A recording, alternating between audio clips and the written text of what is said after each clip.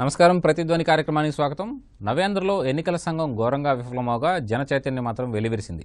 ప్రజాస్వామ్య స్ఫూర్తితో ఓటర్లు పోటెత్తడం కొత్త ఆశలు రేకెత్తించింది. మొరాయించిన ఈవీఎంలు ఓటర్ల సంకల్పాన్ని సడలించలేకపోయాయి.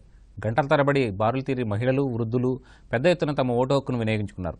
అర్ధరాత్రి దాటిన తర్వాత కూడా పలు కేంద్రాల్లో పోలింగ్ కొనసాగింది. రాష్ట్రంలో 80% పైగా పోలింగ్ నమోదైంది. ఎంతో ఉత్సాహంగా ఓటు వేసేందుకు వచ్చిన ప్రజల సహనానికి ఈసీ నిర్వాహకం పెద్ద పరీక్ష అయింది. పోలింగ్ కేంద్రాల వద్ద కనీస సౌకర్యాలు లేవు. అవసరమైన సంఖ్యలో భద్రతా సిబ్బందిని నియమించలేదు. హింస, దౌర్జన్య ఘటనలు చోటు చేసుకున్నాయి. ఈసీ వైఫల్యాన్ని ఎండగడుతూ పలు వర్గాలు ఆందోళన వ్యక్తం చేశాయి.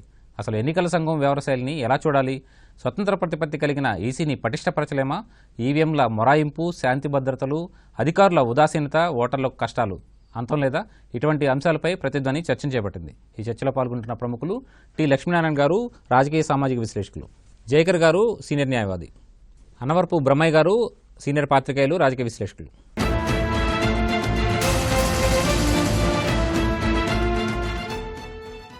లక్ష్మీనారాయణ గారు, ప్రధానంగా ఓటర్ చైతన్యం అయితే నిన్న వెలువరిసింది. దాదాపుగా 80% వరకు పోలింగ్ నమోదైంది. అర్ధరాత్రి దాకా క్యూలో నుంచున్నారు జనం కూడా ఓటు వేసేందుకు. అయితే ఎన్నికల సంఘం సాంకేతికపరమైనటువంటి ఇబ్బందుల కారణంగా, ఈవీఎంలు మొరాయించిన కారణంగా పరిస్థితిలో మార్పు ఏమైనా వచ్చిందంటారు? ఎట్లా చూస్తారు మీరు? ఇది ఎట్లా విశ్లేషిస్తారు? పోలింగ్ బూతులకు వచ్చి వృద్ధులు, మహిళలు, యువత ఎండలో ఒకవైపున మండుతున్నప్పటికీ ఓర్పుగా నిలబడి, క్యూల్లో నిలబడి గంటల తరబడి తమ ఓటు హక్కును వినియోగించుకోవాలనేటువంటి ఒక సంకల్పం ప్రదర్శించడం పట్ల మనం హర్షం వ్యక్తం చేయాలి. రాజ్యాంగం కల్పించినటువంటి ఓటు హక్కును వినియోగించుకోవాలి. 5 సంవత్సరాల పాటు మనల్ని పరిపాలన చేసేటువంటి పాలకులను ఎంపిక చేసుకోవడంలో మన పాత్ర ఉండాలనేటువంటి ఒక ప్రాథమికమైనటువంటి చైతన్యం నిన్న వెల్లివిరిసింది. ఒక పండుగ వాతావరణం కనిపించింది పోలింగ్ బూతుల దగ్గర పొద్దున 6:30, 7 గంటలకే.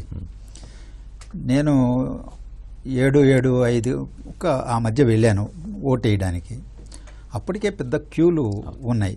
మహిళలు ఎక్కువగా, వృద్ధులు ఎక్కువగా వచ్చి నిలబడి ఉన్నారు. అది ప్రజాస్వామ్యానికి ఎంతైనా ఆరోగ్యకరమైనటువంటి పరిస్థితి అని నేను అభిప్రాయపడుతున్నా. భారతదేశంలో పార్లమెంటరీ ప్రజాస్వామ్య వ్యవస్థని మరింత సమున్నతం చేయాలంటే ఎన్నికల సంఘం యొక్క పాత్ర చాలా గణనీయమైనటువంటిది. శేషన్ గారు తీసుకొచ్చినటువంటి కొన్ని చర్యల వల్ల ఎన్నికల సంఘానికి ఒక ప్రత్యేకమైనటువంటి గుర్తింపు వచ్చింది. స్వతంత్రంగా వ్యవహరిస్తే సత్ఫలితాలు సాధించగలదనేటువంటి ఒక విశ్వాసాన్ని ప్రజానీకంలో పాదుకొల్పారు. మోడీ గారు అధికారంలోకి వచ్చిన తర్వాత సిబిఐ కానీ ఇతర సంస్థలపైన కూడా నిర్వీర్యం చేస్తున్నాననేటువంటి పూర్వరంగంలో ఎన్నికల కమిషన్ కూడా ఇవాళ వాళ్ళ యొక్క కనుసన్నల్లో పనిచేస్తున్నదా అనేటువంటి అనుమానాలను రేకెత్తించేటువంటి పద్ధతుల్లోనే చర్యలు జరిగినాయి. ఎన్నికల షెడ్యూల్ ప్రకటించేటువంటి వివిధ సందర్భాల్లో కూడా. ఈ సందర్భంలో కూడా చూస్తే ఆంధ్రప్రదేశ్ శాసనసభకి గడువు ఉన్నది. ఇంకా ఈ 2వ దశలో, 3వ దశలో పెట్టడానికి కూడా అవకాశం ఉంది. కానీ మొదటి దశల్లోనే పెట్టేయడం జరిగింది.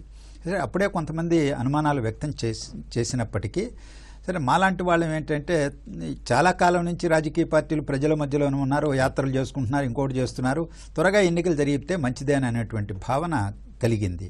ఎన్నికల కమిషన్ కూడా సిద్ధమని చెప్పారు. కానీ నిన్న తీరా పోలింగ్ వ్యవహారాలు చూస్తే ఎన్నికల కమిషన్ ఎంత ఘోరంగా వైఫల్యం చెందిందో, అసమర్థంగా వ్యవహరించిందో విస్పష్టంగా కనిపించిందన్నమాట. రాష్ట్ర వ్యాప్తంగా కొన్ని వేల ఈవీఎంలు పనిచేయలే. 10 ఓట్లు వేసినాక, 15 ఓట్లు వేసినాక ఆగిపోయినటువంటివి. ఒక పోలింగ్ బూత్లో అయితే 3 ఈవీఎంలు మార్చినటువంటి ఘటనలు అలాంటివి ఇంకెన్నో.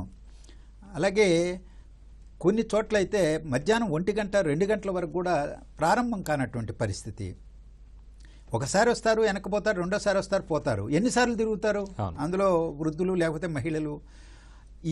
ఈ విధమైనటువంటి పరిస్థితి ఆంధ్రప్రదేశ్ సిఇఓ ఓటు వినియోగించుకోవాల్సిన బూత్లో కూడా కలగడం అనేటువంటిది. ఆయన కసరత్తు చేసి కూడా 1.5 గంటల పాటు అక్కడ ఉండి వెళ్ళిపోయి మళ్ళా వచ్చి ఓటేయాల్సిన దౌర్భాగ్య పరిస్థితి.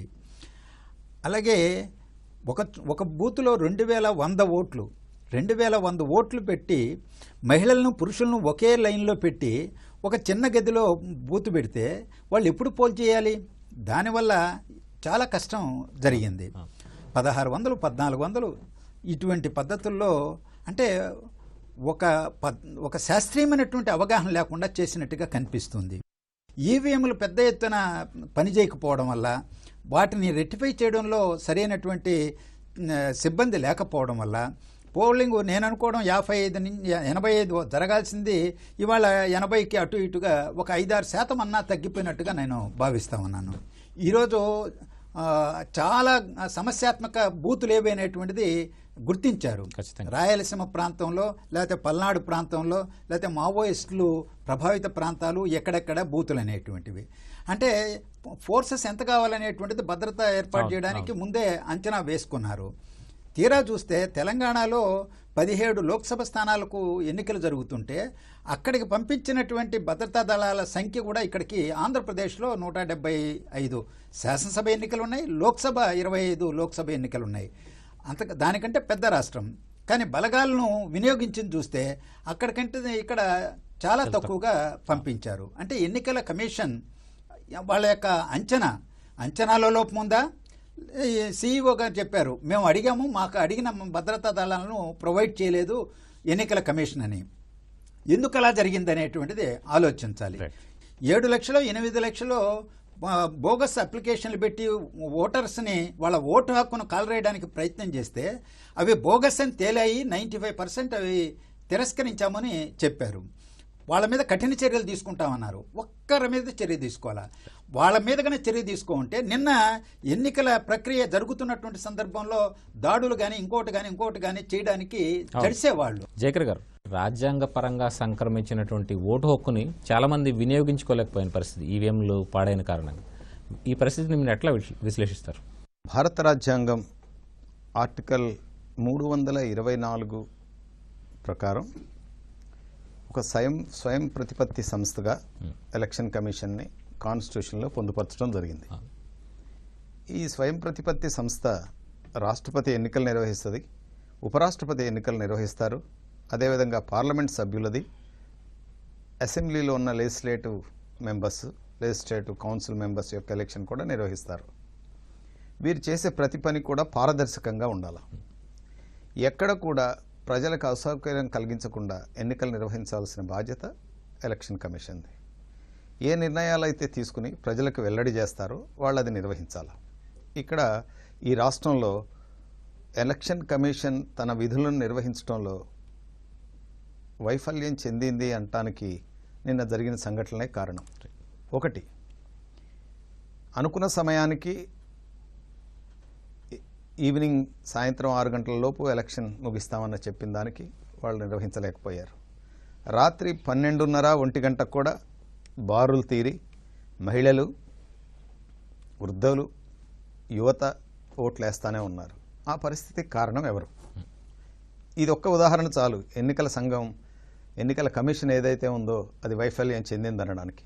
2, సౌకర్యాలు కల్పించడంలో కూడా ఎన్నికల సంఘం వైఫల్యం చెందింది. ఎంతోమంది రాష్ట్రంలో ఉన్న అధికారులు, ఉద్యోగస్తులందరూ కూడా 72 అవర్స్ నుంచి ఎలక్షన్ డ్యూటీలోకి వస్తారు. ఎలక్షన్ రోజు ముందు 72 అవర్స్ నుంచి వాళ్ళ డ్యూటీ నిర్వహణ మొదలవుతుంది. వాళ్ళకి చేయవలసిన సదుపాయాలు ఏవైతే ఉన్నాయో అవన్నీ చేయలే.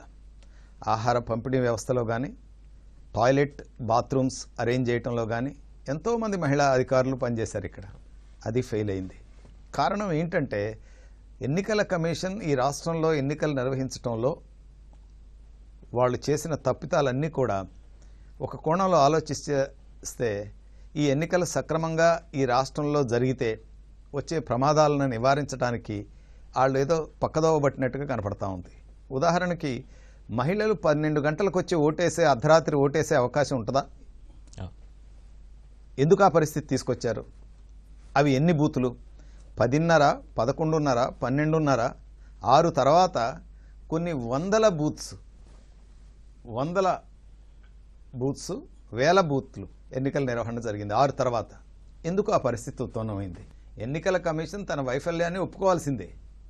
రాజ్యాంగ ప్రకారం ఏ హక్కు అయితే పౌరుడికి కల్పించిందో రాజ్యాంగం, భారత రాజ్యాంగం, ఓటు వినియోగించుకునే హక్కుని కాలరాసి వారు వినియోగానికి వీలు లేకుండా ఎన్నికల కమిషన్ ఈరోజు పనిచేసింది.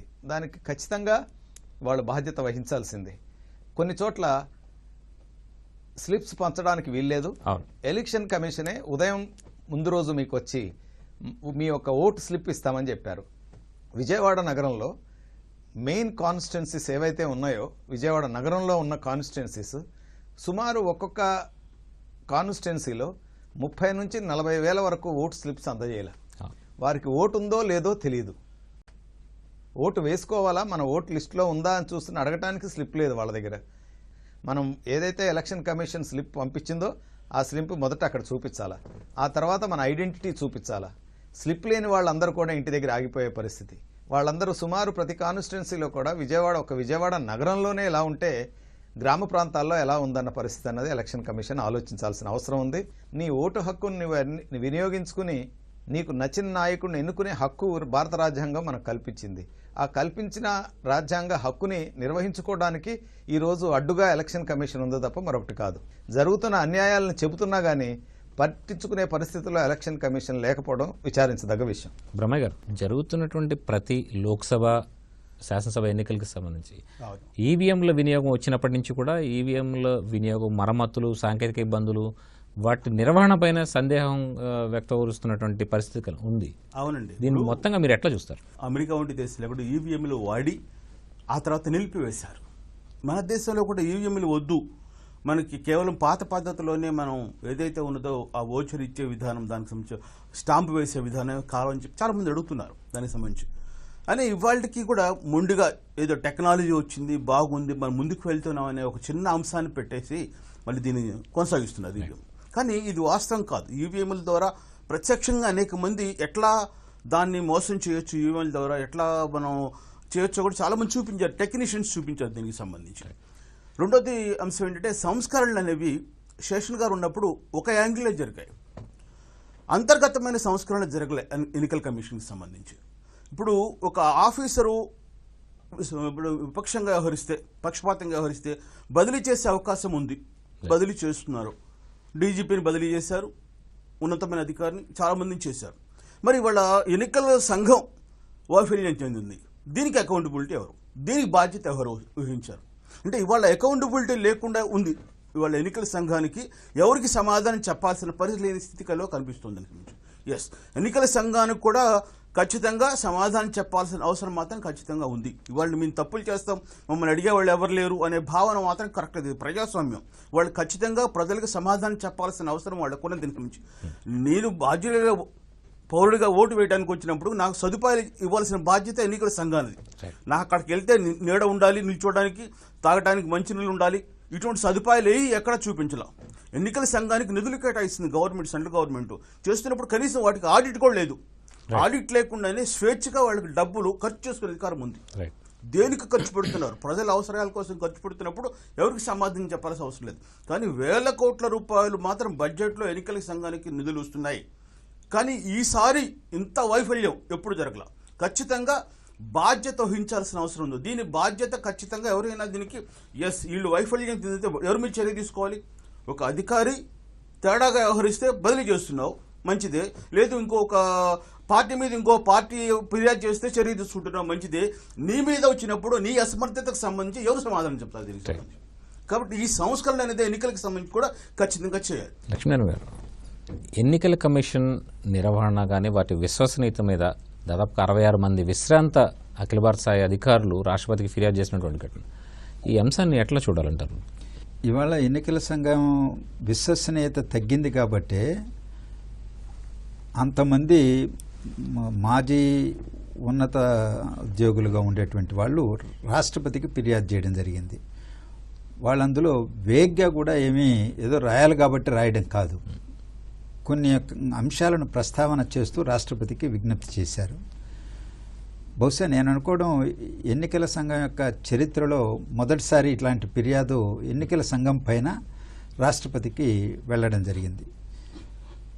కారణం ఏంటంటే వాళ్ళు సరిగా చర్యలు తీసుకోవాలి. ఉదాహరణకి ఒక గవర్నర్గా ఉన్నటువంటి కళ్యాణ్ సింగ్ గారు ఆయన చేసినటువంటి వ్యాఖ్యలు లేదా మోడీ గారు స్వయంగా మతపరమైనటువంటి విభజన తీసుకొచ్చేటువంటి ధోరణిలో చేసినటువంటి వ్యాఖ్యలు,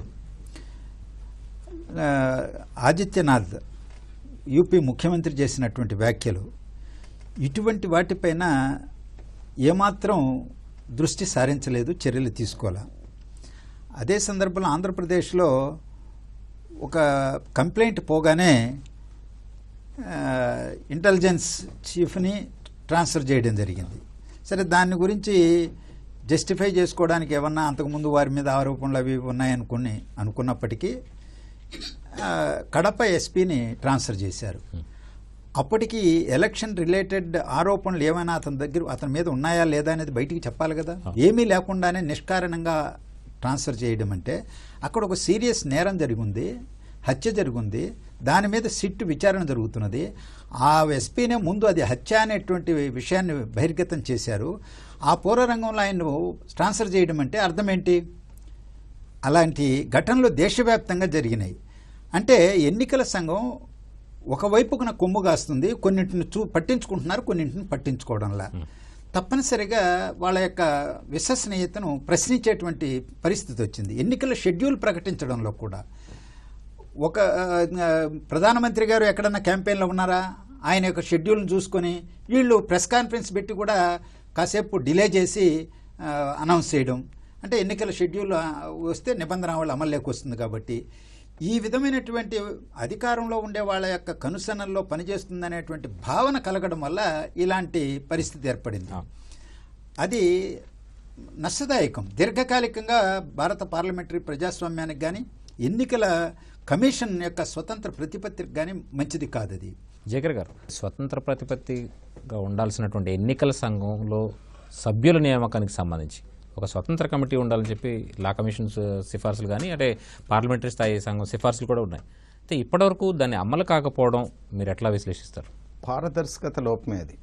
లా కమిషన్ ఎప్పుడు కూడా దేన్ని బేస్ చేసుకొని రికమెండ్ చేస్తుందంటే ఈ జరుగుతున్న పరిస్థితుల ఆధారంగా చట్టపరమైన సమస్యలు ఎక్కడైతే ఉత్పన్నమవుతున్నాయో వాటిలన్నింటినీ దృష్టిలో పెట్టుకొని జరిగిన సంఘటనలన్నీ దృష్టిలో పెట్టుకొని పాత సంఘటనలన్నీ విశ్లేషించి లా కమిషన్ ఒక తన సజెషన్స్ సబ్మిట్ చేస్తుంది.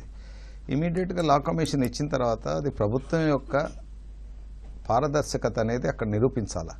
ఎప్పుడైతే లా కమిషన్ చెప్పిందో లా కమిషన్ చెప్పిన పాయింట్స్ అన్నింటిని కూడా తీసుకుని పరిగణలోకి తీసుకుని మెంబర్స్ని ఎవరైతే అపాయింట్ చేస్తున్నారో జరిగిన సంఘటనలు మళ్ళీ పునరావృతం కాకుండా చర్యలు తీసుకోవాల్సిన అవసరం ఉంది.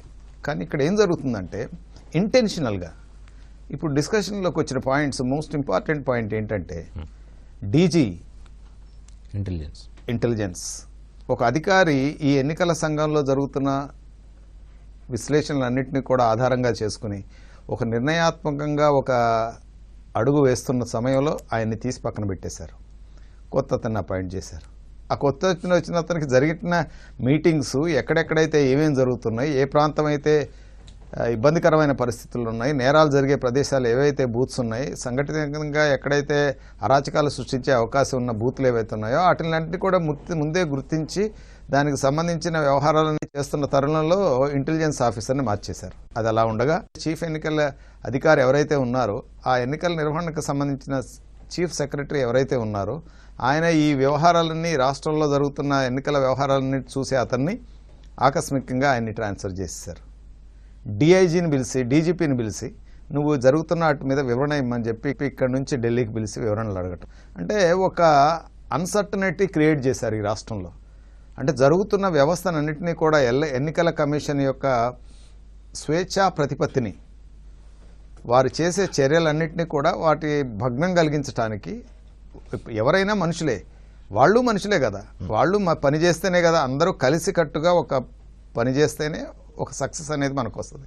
ఇక్కడ ఏం జరిగిందంటే ఎలక్షన్ కమిషన్లో ఉన్న అధికారులందరినీ కూడా వారి యొక్క స్థితిని అన్సర్టనిటీని క్రియేట్ చేసేస్తే కింద ఉన్న అధికారులందరూ భయానికి గురి అయిపోతున్నారు. ఏం చేస్తే ఏమైపోద్దో, మన ఉద్యోగం పోద్దేమో, మనం ఇది చేయొచ్చా చేయకూడదా.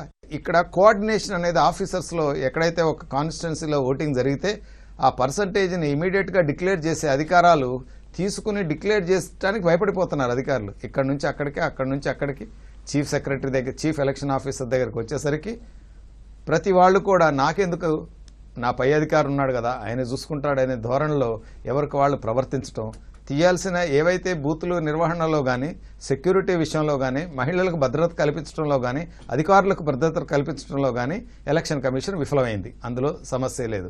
రెండో పాయింట్ ఏంటంటే ఓటర్కి కల్పించాల్సిన కనీస హక్కులు ఎలక్షన్ కమిషన్ ఏదైతే విధులు నిర్వహించడంలో ఓటు వినియోగించుకోవటానికి ఇవ్వాల్సిన సౌకర్యాలు విఫలమయ్యారు, అందించడంలో విఫలమయ్యారు. 3, ఓటర్ తన ఓటును వినియోగించుకోవటానికి ఏవేవైతే రూల్స్ ఫ్రేమ్ చేశారో ఎలక్షన్ కమిషన్ ఆ రూల్స్ని ఓటర్కి అందించడంలో విఫలమయ్యారు. ఎలక్షన్ కమిషన్ ఎలక్షన్ ముందు చెప్పిన మాట ఏంటంటే అన్ని పారదర్శకంగా జరుగుతున్నాయి, అన్ని సమాయత్తపరుచుకున్నాం, ఎటువంటి ఇబ్బంది లేదు, హ్యాపీగా ఎన్నికలు జరుగుతాయి అన్నారు. జరిగినాయా? రాత్రి 12 వరకు ఎన్నికలు జరిగినాయి. అది కరెక్టా? రూల్స్ ప్రకారం జరిగిందా? అది ఎలక్షన్ కమిషన్ ఈ రోజు కూడా తన వివరణ ఇవ్వటానికి భయపడతా ఉంది. ప్రజలు ఎదురు చూస్తూ ఉన్నారు, ఈ ఎలక్షన్ సక్రమంగా జరిగినాయా లేదా. చట్ట ప్రకారం గనక రూల్స్ ప్రకారంగా ఆలోచన చేస్తే ఎన్నికలు సక్రమంగా జరగల, అది కళ్ళగట్టినట్టుగా కనపడతా ఉంది. బ్రహ్మయ్య గారు, దేశ్ కా బడా సబ్సే బడా త్యోహార్ అని చెప్తోంది, అంటే ప్రజాస్వామ్య పండుగ అని చెప్తోంది. అవునండి. అలా పండుగలా జరిగిందంటారా రాష్ట్రంలో? ఘర్షణ పూరితమైనటువంటి వాతావరణంలో ఎన్నికలు జరగడాన్ని మీరు ఎట్లా విశ్లేషిస్తారు? ప్రజలు ఇది నిజంగానే పండుగగానే భావించారండి.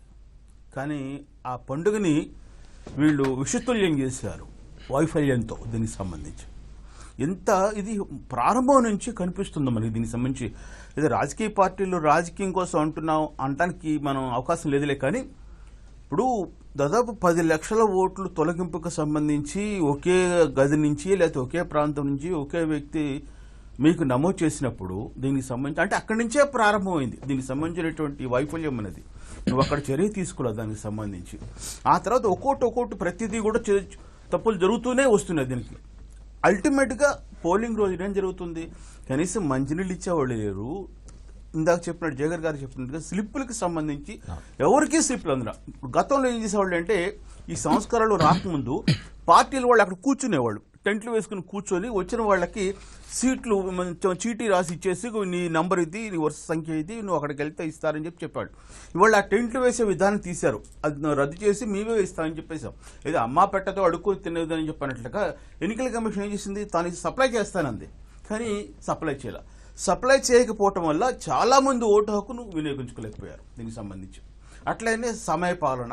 ఇప్పుడు ఈవీఎంకి సంబంధించి మీరు తీసుకున్న ప్రామాణికాలు ఏమిటి దానికి సంబంధించి? ఎందుకంటే ఈ ఎప్పటి వాడుతున్నారు, నువ్వు అన్ని సిద్ధంగా ఉన్నప్పుడు ఒక ప్రెస్ మీట్ పెట్టి ఇగో ఎన్నికలకి ఇంత ఈ టైంలో మేము వెళ్తున్నాము, ఇన్ని ఈవీఎంలు కొన్నాము, ఇవి కొత్తవి, ఇవి పాతవి, ఈ తరహా ఉన్నవి అన్నది ఎక్కడా ప్రకటన చేయలేదు దానికి సంబంధించి.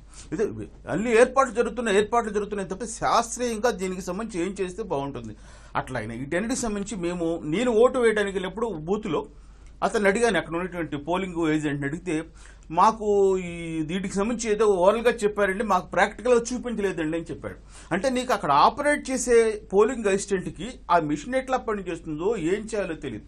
ఎందుకంటే చాలా చోట్ల బీప్ అనే శబ్దం రాలా, ఎందుకంటే ఓటు వేసినట్టుగా శబ్దం బీప్ అనే శబ్దం వస్తేనే ఓటు నమోదు అయినట్టు లెక్క. దీనికి సంబంధించి బీప్ శబ్దం రాలా, బీప్ శబ్దం రాకపోతే మళ్ళీ వేయాలి అనే స్థితి వచ్చింది. అంటే 2 సార్లు ఓటు వేసిన సందర్భాలు కూడా ఉన్నాయి. అంటే 2 ఓట్లుగా పరిగణలు తీసుకుంటుందా అది, లేకపోతే ఒకే ఓటుగా నమోదవుతుందో తెలియదు దానికి సంబంధించి. అదేమంటే సౌండ్ రాలేదండి, ఎందుకు రాలేదు తెలియదండి, మరి ఏం చేయాలి, మీరు వేసైనా ఓటు వేయలేదంటే అతను చెప్పలేకపోతుంది సమాధానం. అంటే ఇట పూర్తిగా కూడా ఇది వైఫల్యం. దాదాపు నాకు తెలిసి ప్రతి బూత్లో కూడా అక్కడ దాకా వచ్చి ఇందాక మాస్టర్ లక్ష్మీనారాయణ గారు చెప్పినట్టు 5% కనీసం ఓటు హక్కును ఆసక్తి ఉండి కూడా వినియోగించుకునే పరిస్థితి ఉంది. దీనికి ఖచ్చితంగా ఎన్నికల కమిషన్ బాధ్యత వహించాలి. ఇటువంటి తప్పులు పునరావృతం కాకుండా ఏం చేస్తే బాగుంటుందని మాత్రం ఖచ్చితంగా దీని మీద అధ్యయనం చేయాల్సిన అవసరం మాత్రం ఉంది. ఆంధ్రప్రదేశ్లో ఓటర్ల చైతన్యం, నిబద్ధత, సహనం, ప్రజాస్వామ్య స్ఫూర్తికి అర్థం పడుతున్నాయి. కానీ ఎన్నికల నిర్వహణలో విఫలమైన ఈసీ తీరు రాజ్యాంగ ఔన్నత్యానికే విఘాతం కలిగించేలా ఉందని నిపుణులు అభిప్రాయపడుతున్నారు. ఇది నేటి ప్రతిధ్వని. నమస్కారం.